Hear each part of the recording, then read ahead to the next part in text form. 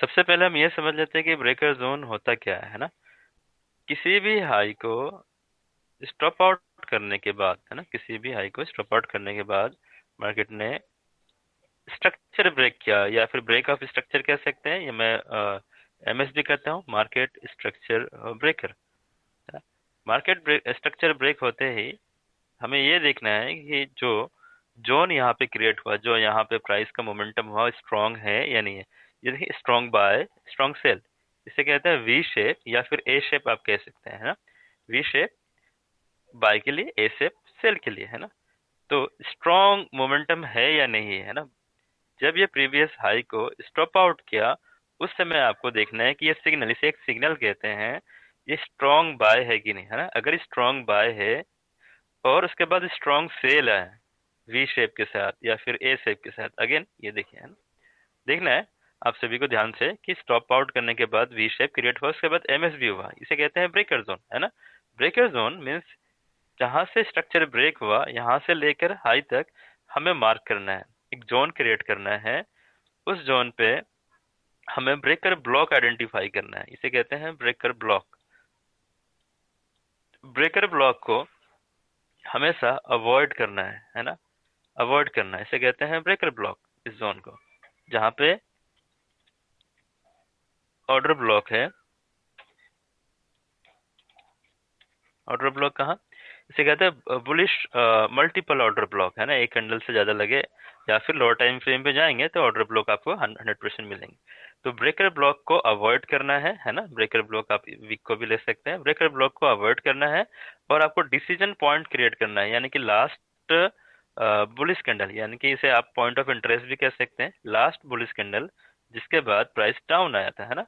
Breaker block मतलब last bearish candle जिसके बाद प्राइस अप हुआ था, उसके बाद प्राइस ने मार्केट में आकर उसको ब्रेक कर दे, इससे ब्रेकर ब्लॉक। उसके बाद हमें पॉइंट ऑफ इंटरेस्ट या फिर हम इसे कहते हैं decision point. Decision point means last bullish candle जिसके बाद प्राइस डाउन आया था और स्ट्रक्चर ब्रेक हुआ था, है ना। इसे पूरा कंप्लीट मार्क करना है ना। ब्रेकर ब्लॉक मैंने इसलिए मार्क करने के लिए कहा कि जब भी प्राइस इस जोन पे आए तो हमें एंट्री नहीं करना है, और इसे जब प्राइस आके एंट्री करके और रिटर्न जाए, न्यू लोअर लो क्रिएट करता हो जो भी, तो इस जोन को, इस जोन के हाई को हम मार्क करके लिक्विडिटी जोन इसे हम टाइप करेंगे कि लिक्विडिटी जोन कहेंगे इसे, है ना। रीजन क्या है कि इस पे, इस लाइन पे, इस जोन पे हमें कभी एंट्री नहीं करना है। एंट्री हमें कहाँ पे करना है, एंट्री कहाँ पे करना है, डिसीजन पॉइंट पे, इसे कहते हैं हम डीपी। डीपी, डिसीजन पॉइंट पे हमने एंट्री करना है, और जैसे प्राइस इस जोन पे आए हमें सेल करना है। अब इसे कैसे आइडेंटिफाई करें कि जो अपना डिसीजन पॉइंट हो या फिर ब्रेकर जोन, है ना। इस पूरे एमएसबी से लेकर यहाँ तक की जो जर्नी है, इसे कहते हैं ब्रेकर जोन, है ना। ब्रेकर जोन क्रिएट करना बहुत जरूरी है। ब्रेकर, जब तक ब्रेकर जोन समझ में नहीं आएगी तब तक आपके ट्रेड सही नहीं जाने वाले, है ना। तो ब्रेकर जोन सबसे पहले हमें आइडेंटिफाई कर लेना है, एमएसबी से लेकर हाई तक। उसके बाद उसके अंदर ब्रेकर ब्लॉक हमें मार्क करना है, उसके बाद डीपी मार्क करना है। ब्रेकर ब्लॉक को हमेशा अवॉइड करना है, और डीपी को कंसिडर करना है, यानी कि डीपी में हमें जब तक प्राइस नहीं आती तब तक हमें होल्ड करना है ना। आगे बढ़ते हैं। स्टेप वन पे हमने सीखा कि by side liquidity prime market करने के बाद strong bye, strong cell, MSB, और ब्रेकर ब्लॉक को अवॉइड करना है, और जैसे प्राइस डिसीजन पॉइंट पे आए तो एंट्री करना है। दूसरे, कैसे हमें पता लगे कि आपका ये ब्रेकर जोन सही है या स्ट्रांग है, वीक है ना। तो सबसे पहले एमएसबी होने के बाद आपको नियरेस्ट स्ट्रांग लो देखना है जो कि ब्रेक होना चाहिए, है ना। चाहे वो वीक से हो, चाहे वो विक्स हो या बॉडी से हो, है ना। तो इसे कहते हैं स्ट्रक्चर ब्रेक। जब तक किसी भी ब्रेकर जोन का, है ना, जब तक किसी भी ब्रेकर जोन का, एमएसबी, एमएसबी अलग है, ब्रेकर जोन स्ट्रक्चर ब्रेक अलग है, मैं दोनों अलग अलग में बात कर रहा हूँ। एमएसबी होने के बाद हमें ये देखना है प्रीवियस लो क्या इसने स्टॉप आउट किया, या फिर इसको लिक्विडेट किया, या फिर इसको लोअर लो क्रिएट किया मार्केट आने के बाद, है ना। तो हमें दो चीजें फाइंड आउट करना है जब भी ब्रेकर जोन मिले एमएसबी के बाद, स्ट्रक्चर ब्रेक देखना है। उसके बाद जब फाइनली अपने पास एक लिक्विडिटी जोन आ चुका है, यहाँ पे एंट्री करेंगे। एंट्री कैसे करेंगे, अगर M15 के अपने पास ब्रेकर जोन है तो हम यहाँ पे एंट्री करने वाले हैं M1 पे। यस, इस जोन पे हम M1 पे एंट्री करने वाले हैं, तो मैं M1 पे शिफ्ट हो रहा हूँ। M1 पे आते ही हमें देखना है कि फर्स्ट स्ट्रक्चर ब्रेक कहाँ पे हुआ, है ना। लोअर टाइम फ्रेम पे M1 पे आते ही हमें देखना है कि स्ट्रक्चर ब्रेक कहाँ पे हुआ विद सिग्निफिकेंट मूव के साथ, है ना।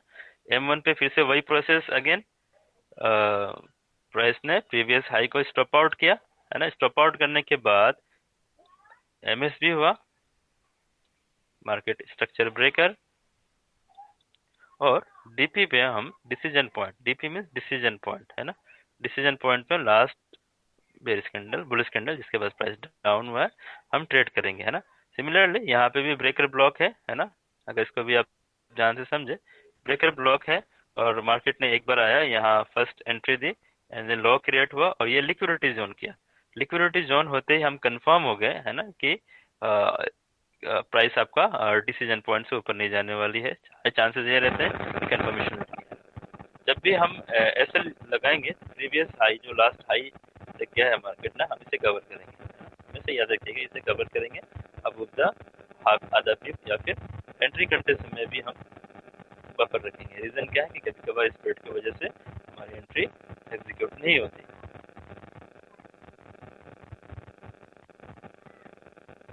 इसके बाद टारगेट क्या रखेंगे, अगर आप मल्टीपल टीपी रखना चाहते हो तो मिनिमम फर्स्ट टारगेट 1:3 रखना है। रीजन क्या है कि 1:3 के बाद भी अगर ऐसा लगता है तो आप प्रॉफिट में रहेंगे। दूसरी, नियरेस्ट डिमांड जोन रखना है, नियरेस्ट डिमांड जोन रखना है, इससे पहले एग्जिट कर जाना है। तो इसके हिसाब से आप 1:8 RR जनरेट कर सकते हैं। स्कैल्पिंग है, बहुत ही छोटे से स्टॉप लॉस में आप बड़ा काम कर सकते हैं। और यहाँ पे 1:8 RR जनरेट हुआ है ना। मिलते हैं